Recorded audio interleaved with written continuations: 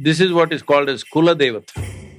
It responds only to that genetic content. So only those people of that clan go to the temple. A certain set of people have a certain samskara, others have certain samskara. So for them, those skills and that way of life came naturally. Every community, every society has its own samskara, and people either make their lives well or ill based on the samskara also.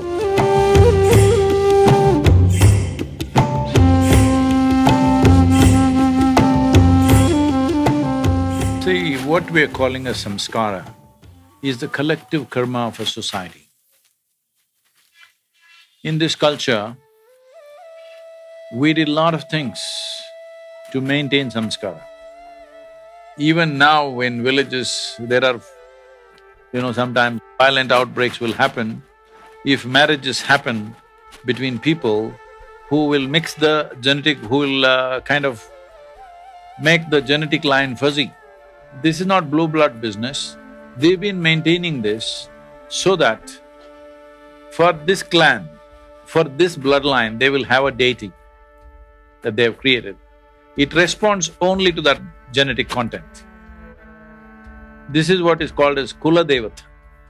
It responds only to that genetic content. So only those people of that clan go to the temple, others don't go because it doesn't work for them. So they maintain this genetic map of people, and they will look back 10, 12 generations and say, oh, she belongs to that bloodline, this belongs to… okay, they can marry, this cannot marry, like this they will calculate. Because these are called gotras and stuff, now it is being all trashed as total nonsense.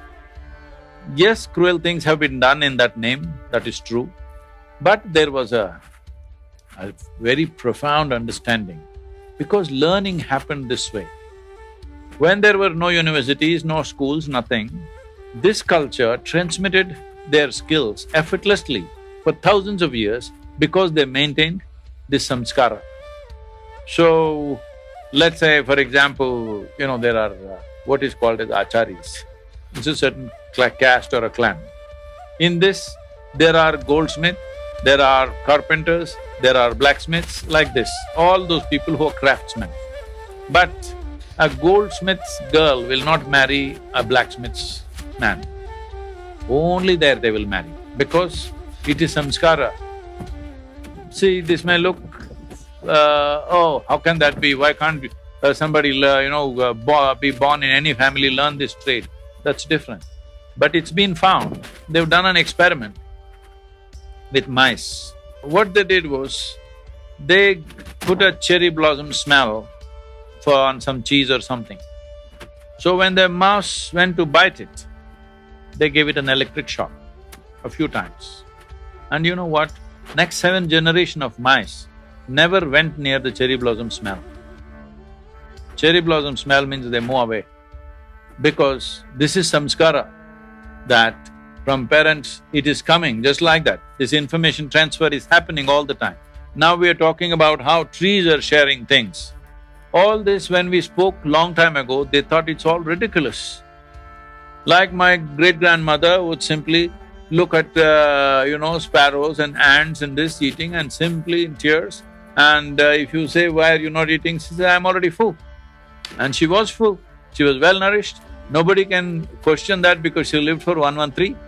So, today they're slowly beginning to talk about it, but still in terms of physical terms, how physically nutrition is going, this is happening, this is being shared, that is being shared, all this. But beyond physical stuff, there is life in which sharing is happening. So they created a very concentrated focus on people so that there is a samskara. A certain set of people have a certain samskara, others have certain samskara. So for them, those skills and that way of life came naturally. All these things got distorted when people started discriminating from one to the other. The goldsmith thinks he's superior to blacksmith, and these problems came later. But the way it was crafted, it's a perfect way to transmit knowledge, skills and variety of ways. But it all gone bad, now it's not relevant, we can't do that anyway. So, What you call a samskara is a social karma. And let's say living in Mumbai, don't you have a certain Mumbai samskara? Isn't it? It has its own. So like this, every community, every society has its own samskara, and people either make their lives well or ill based on the samskara also. To rise above samskara, you need spiritual process. Otherwise, nobody can deny that they've not been influenced by their family, society, whatever kind of religious practices. They may not be doing those practices, but still they're influenced, isn't it?